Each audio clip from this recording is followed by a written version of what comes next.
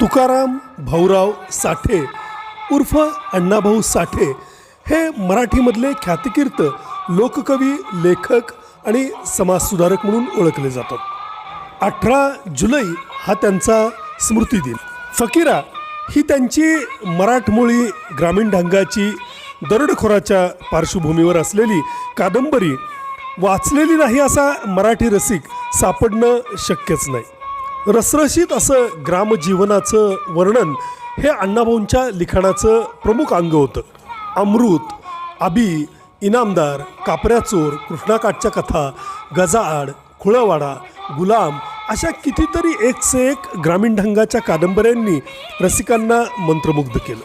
टिळा लावते मी रक्ताचा, वैजयंता, डोंगरची मैना, मुरली मल्हारी रायाची, वारणेचा वाघ अशी साताऱ्याची तऱ्हा, फकीरा असे काही चित्रपटही त्यांच्या कादंबऱ्यांवर निघाले।